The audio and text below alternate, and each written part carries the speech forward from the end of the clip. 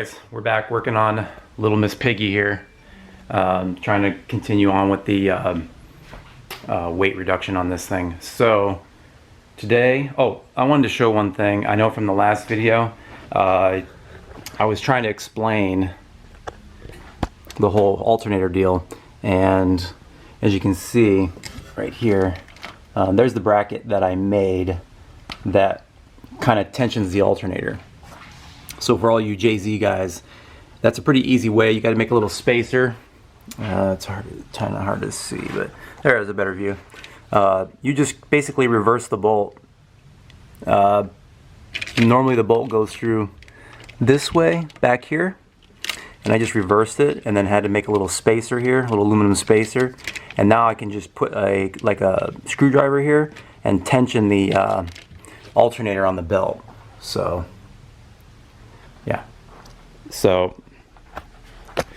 yeah, so that's how I did that. And so today I'm just basically going to continue filling my pile with stuff, and we'll just continue to update. All right guys, we got the whole wiper mechanism out. There's two bolts here. There's a large nut that goes on this one here. It's looks like this right here. This nut that goes on there. That's how you get that one out. And there's a little clip that you want to take off of the arm in here, and then that pops this bar right here off. Okay, and then the whole mechanism comes off. So now we're I'm gonna go back under the hood and take off the actual wiper motor. So that's next. Yeah, this is just 3 8mm bolts here. Comes off pretty easy. Then you just disconnect your connectors there.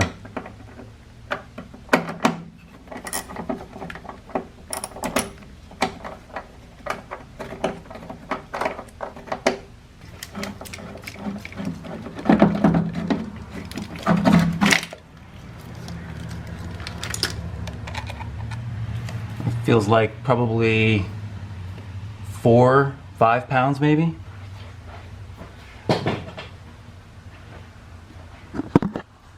So yeah, there you go.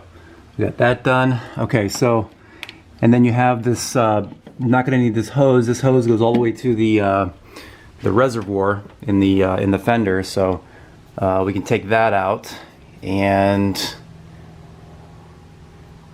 yeah, just keep moving along. Okay, so I took the wheel off because the next thing I want to do is I want to get the exhaust off. And this was how I made a little bracket here that the exhaust hooks to. So basically what I'm going to do is the entire exhaust is going to come off, and I'm going to make a little dump pipe. Let's see if I can zoom in on it. So you can see where it comes down right here and goes into that flex coupler. I'm going to cut it off right before the flex coupler and make a little dump, or maybe go off to the side. And that's basically going to eliminate a whole bunch of weight and a muffler. That's a vibrant.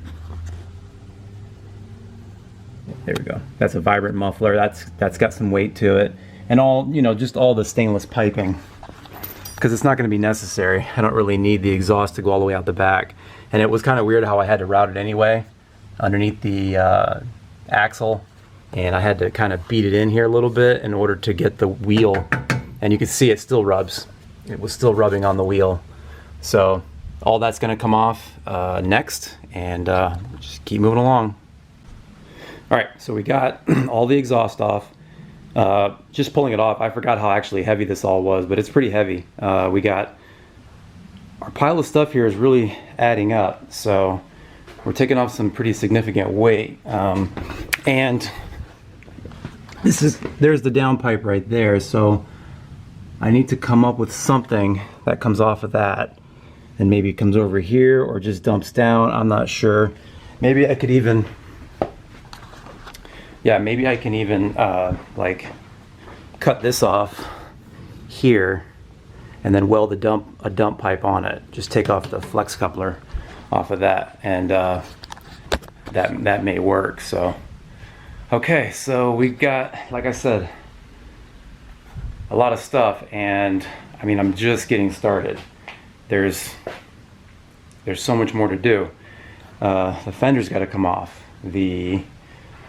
I got to pull the bumper off, obviously, because when you pull the fenders, you got to pull the bumper first. So, and then we got to go into the dash. Oh yeah, I've rerouted.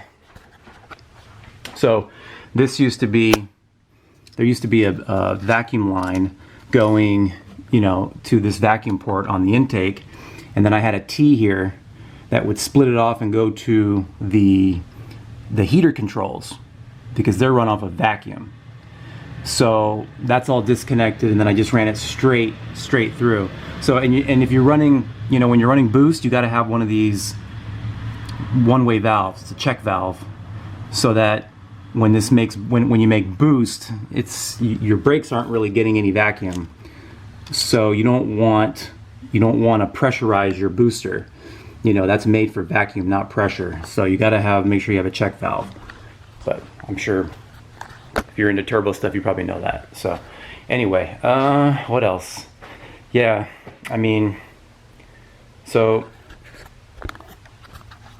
what I mean by a lot of stuff to do, I mean, look, I have all these heater lines that all need to come off. I got to take these heater lines off before I can get in the car to take out the AC core. You know, basically it's a box that has the AC, the heater core, the fan, all that stuff in there has to come out. And I ordered from a cool company, Scott Rod Fab. If you're in the Foxbody community, you kind of know who Scott Rod is. That they make really cool panels and stuff for, you know, your fenders and whatever. And I ordered a delete panel for the AC and heat. So that delete panel is going to cover all this. And it also covers the drain down here too. So yeah, and then I ordered also a delete panel for all the AC controls too. I've ordered one of those before, so I'm pretty familiar with how those work, and they're real nice. I ordered a black one. What it does is it just basically covers all this, all the way down to your gauges. So I'll have to cut new holes for the gauges, but that's pretty simple. So yeah, what else?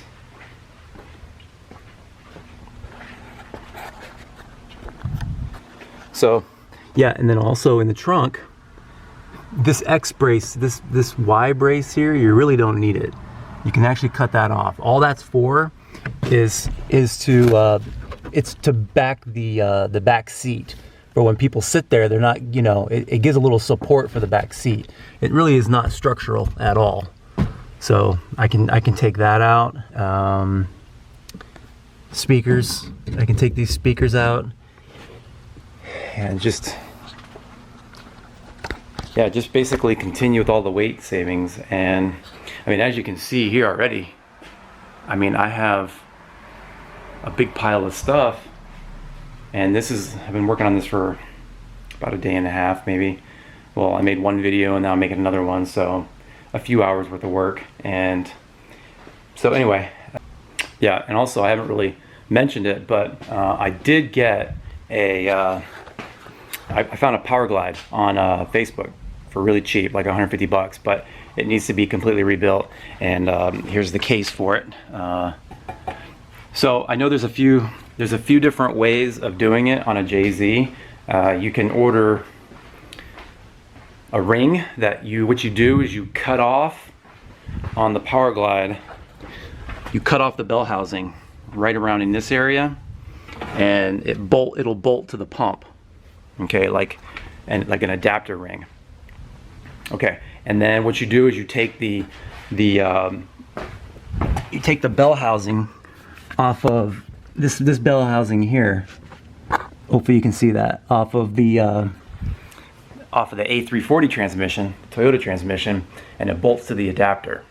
Okay, so then what you do is you can reuse the stock flywheel on the JZ, and you can, well, yeah, you can reuse the stock flywheel. You have to get a custom converter. So the custom converter is going to be like 950 bucks or 1,000 bucks or whatever, but that's really not that bad as far as converters go, because you can spend $1,000 on a converter. I mean, just for a converter for this, you know, I think Induction Performance, they're like a big super shop down in Tampa or Lakeland or something like that, and they sell a converter for this for 950 bucks. So really not that big of a deal. It comes with the territory, and then you can basically just bolt it right up, and that's it. And then you can run your Powerglide. So, and then that opens up options for, you know, standalones for this, because the standalones that you would need to get in order to run the A340 are kind of expensive, like the Pro EFI or some of the other ones like Motec or whatever, but they're like outrageously expensive. So, you know, I could, once I'm using this Powerglide, it'll, you know, that's all mechanical. There's nothing needs to control it or anything like that. So yeah, I just wanted to share that. I'm working on that. I mean, I got the whole thing apart right now on my bench. You know, this is the pump. The pump's in good shape. I'm gonna get a trans brake valve body. The tail shaft is in the tail case is in good shape, and it just needs a basic rebuild with, and then I'm going to upgrade it with a manual valve body, trans brake, and a turbo input shaft. So yeah, basically I added it up, and it's about $1,000 to do all the, you know, to upgrade it with the hardened input shafts and the hardened output shaft, upgraded pump shaft, or the stator, I guess they call it the stator shaft. Yeah, an upgraded billet stator. So yeah, that's going to be coming down the road. Not right now though. I've kind of got that on the back burner, because I do want to get, once I get the weight out of this car, I want to take it to the track, and I'm going to run it with the stock transmission. I'm just going to see what it does, you know, all the spray it can take, and see what it does with all the weight savings I've done. So, and I did kind of toy around with the idea of ordering a Team Z tubular front end, and then just cutting off the front end and doing all that. But the more I looked into it, and you save about 40 pounds, but the thing is I don't know how you could run a stock hood with it.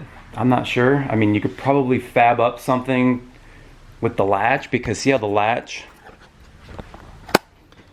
is way up front here, and I know that the Team Z tubular kit, it has a radiator bar that comes here and goes across to the other tube, but this is way out here, you know, it's a good 4 inches away. I'd have to fabricate something and line it up really good, and then hopefully it didn't fly up.